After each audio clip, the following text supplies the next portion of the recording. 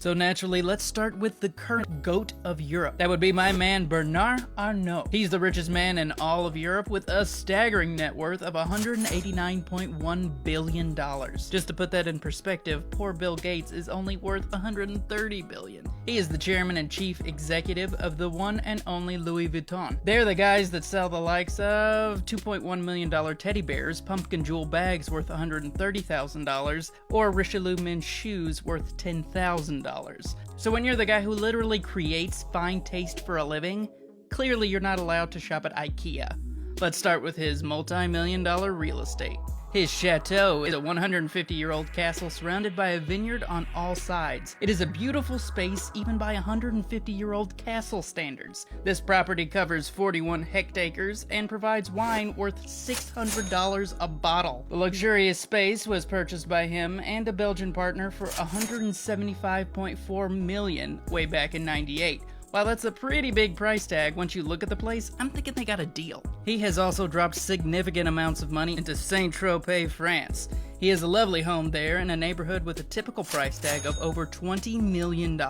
These villas are the perfect combination of classic meets modern. They have old Europe-style architecture with all the amenities and enormous pools modern socialites expect. What you really want these places for is that ocean view. You just cannot get a better look at that great blue ocean water like a French villa. Not only has he bought this luxury home there, but he's also invested heavily into the town itself. He has spent millions making what used to be a quaint spot into a boutique location that he's building to attract celebrity guests. Considering the fact that Leo DiCaprio, Beyonce, Bono, and Samuel L. Jackson have all summered there recently, I'd say his investments have paid off. It's obviously not enough that this man has an expensive chateau and is remaking a French village in his own image. If you walk into one of his extremely private homes, you'd be devastated if classic artwork wasn't decorating the walls. Don't worry, you won't be disappointed. Apparently, he has a well-known rivalry in the art world with another luxury brand manager and top 20 art collector. His rivalry with Francois Pinault is known as the Handbag Wars. They will frequently bid tens to hundreds of millions against each other for both newer artists and classic ones like Monet. Not only that, but the man has dropped hundreds of millions on the restoration of Notre Dame as well. I bet I know what his favorite Disney movie is. If that wasn't enough, he also purchased a 70-meter-long yacht known as Amadeus for a rumored $70 million. It has marble floors, 6 cabins, a gym, a golf track, and probably one of those turbines from the Avengers to make it fly. Then there's Amancio Ortega, who gives pretty much every rich guy I've ever covered on this channel a run for their incredible amounts of money. He's the richest man in Spain, and that's not for lack of trying to spin that fortune of his. The man has amassed $79 billion after founding the Inditex fashion group and Zara clothing line. Despite his efforts to remain a private person, there's just no hiding some of his more high-profile purchases. I think you'll find that for European billionaires, everything is about real estate. That goes double for Ortega. His holding company owns $17 billion worth of property. I mean, Amancio, how are you supposed to pretend you're a private guy when you bought the tallest tower in Miami? There are few cities in America less subtle than Miami, and the Panorama Tower stretches through 868 feet of its skyline. That makes it one of the top 100 tallest towers in America. It cost him $500 million to buy this one. It offers the kind of modern office spaces and apartments that beckon to the nicest companies and renters the city has. Ortega has also snatched up a $150 million piece of New York City architectural history. The Howell Building in Manhattan may not be the tallest building in the city like Panorama, but it has its own unique feature. The 5-story, 79-foot building in Soho was built by John P. Gaynor in 1857. Most notably, it provided the first functional elevator in New York City, so next time you don't have to use the stairs, this is the building to thank. While he doesn't have the nicest car collection I've ever seen, he still drives around in style. If Ortega is driving around, it's 100% gonna be in a Mercedes-Benz. He's most commonly spotted in a luxury Benz S-Class worth $28,000 with a top speed of 130 miles per hour. On top of that, he has the Benz GL Class, which will run you $58,000 for 131 miles per hour. I mean, I would have thrown in a Bugatti or a classic Ferrari if I had 80 bill, but That's just me. His tastes in yachts, though, are a lot more my speed. He owns a 67-meter super yacht that is an ocean of style and luxury despite the name Drizzle. It's an $80 million palace on the water, from the classic exterior with contemporary finishes to the lavish interior designed by Redmond Whitley Dixon. He also owns a private jet because a yacht just isn't enough. Not only does he have one, but he's got a Gulfstream G650 that's worth $65 million. Once you see how sleek this baby is, those 65 mils make a lot more sense. So Ortega might not be as into fine paintings or private islands as some other billionaires are, but when he goes big, he goes big. Richard Branson is one of the most well-known billionaires in the United Kingdom with a worth of $3.9 billion. That's likely about to skyrocket though, literally. Now that he's launching commercial flights into space, he's probably gonna be racking up more billions over the next few years. Branson isn't the type of guy to be low-key about anything, so it should be no surprise that lavish spending by his standards is a private island resort you could book right now. Necker Island is a gorgeous locale that is Branson's favorite getaway in the British Virgin Islands. He purchased the island for $180,000 in 1979 and spent $10 million transforming it into his own luxury paradise. The exact opposite of a luxury resort is his family home in Surrey Village. This is the epitome of a sleepy English country home. The $5.2 million 4-bedroom home sits on 1.4 acres of lovely farmland. It's kind of crazy to think that someone as wild as Branson ever lived in such a calm-looking place. His London home in Holland Park was also a pretty sleepy location. This time, it was a lot classier, though. It is 5 stories high, has 12 bedrooms, and a swimming pool. It was originally purchased for newcomers for Branson's company. The new staff would stay there for training. Then it became his family home for several years until it was sold for upwards of $70 million.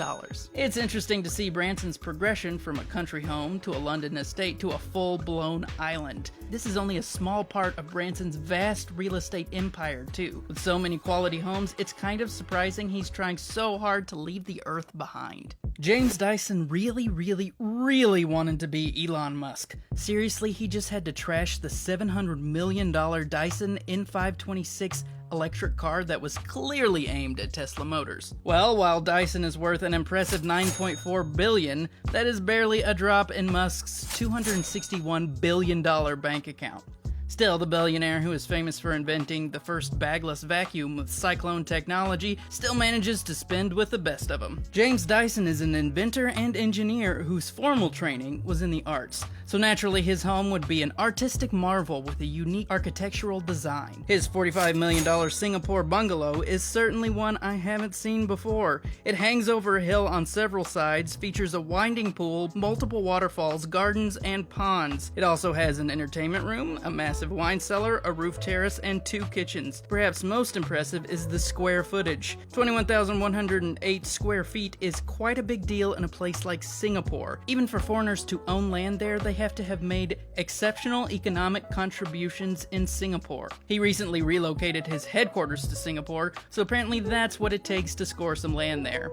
Keep that in mind when you reinvent the vacuum cleaner. His other home is, well, the exact opposite of the modern masterpiece Singapore bungalow. In fact, it's the kind of estate that when you see pictures, you just assume the Queen lives there or something. It turns out that the Queen actually sleeps in a silly pink room that looks like it's out of the British Barbie dream house, and Mr. Vacuum Guy sleeps in a regal room fit for a king. I mean, this $20.1 million home is ridiculously, preposterously decadent. It has marble floors, regal British art of famous aristocrats on the walls, columns, enormous twin staircases, and enough outdoor space to land a few helicopters. I know that we talk about a lot of crazy houses on here, but this one has its own church, walled kitchen garden, lakes, lodges, woodlands, and an orangery. Who owns an orangery? If that's not enough, the man also has proposed building a private art gallery on his land. The planned Doddington Art Gallery is supposed to be an enclosed space in their garden that will feature famous works of pop art for the public. It will also have sculpture gardens and what I assume are at least a few vacuums on display. He also likes to drop big bucks on innovation. His company plans to spend $3.6 billion over the next 5 years just testing new ideas. Hopefully they'll stumble upon the next big thing. They've got their sights set on robotics and machine learning now, but that's just what they're telling us about. I'm sure his own space company alongside Musk's is on its way. Surely they're gonna need vacuums on Mars, right? The richest woman in France is a pretty good title. The richest woman in Europe is even better. But the richest woman in the world is about as cool as it gets. All three belong to Francoise Bettencourt Meyers. She is the chairwoman of the L'Oreal company and an heiress worth $94.3 billion. So if you're the richest woman in the world, how do you spend like you're the richest woman in the world? Not the way that you'd think. As far as her decadent lifestyle goes, really the big ticket item is her home in one of the most exclusive Parisian neighborhoods. It's the kind of neighborhood where every one of your neighbors is rich and influential. She inherited this closed-off piece of real estate when her mother passed away. That is quite the piece of inheritance. Wealthy billionaires in France sure do seem to be obsessed with one thing: restoring the Notre Dame Cathedral. The famous French monument went up in flames in 2019 to the horror of all the world. Plenty of France's wealthiest seem to take this pretty hard.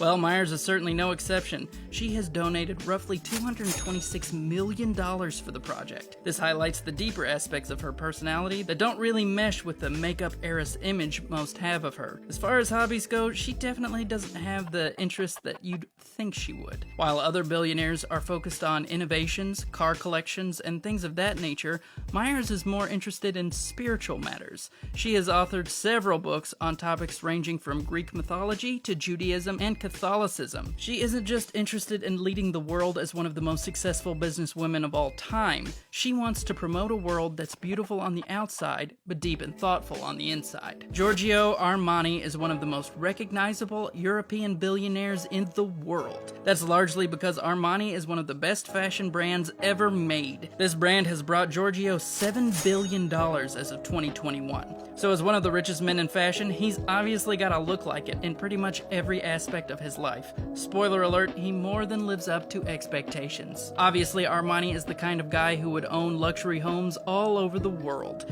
Each of his homes are not only a place to live, but a work of art in and of themselves. His Milan home is probably the one that feels the most like him. He moved into the house in 1982 and claimed that he never wanted to leave it.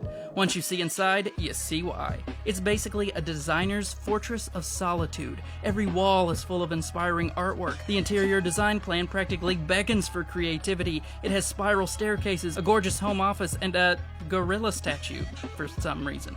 A home like this goes for at least $6 million. His multi-million-dollar winter home in Switzerland, known as the Polar Bear House, is even more removed. It's a large estate with high ceilings, plenty of open space, and a dark brown color scheme. It is a place designed to escape and get away from everything.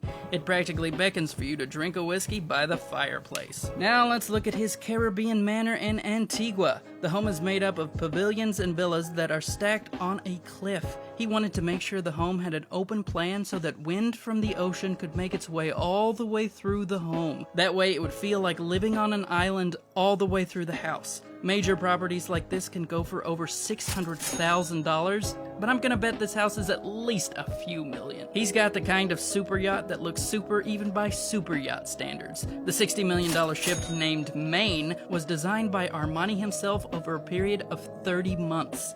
The thing most notable about his yacht is its unique color scheme. Armani decided to give it a camouflage look.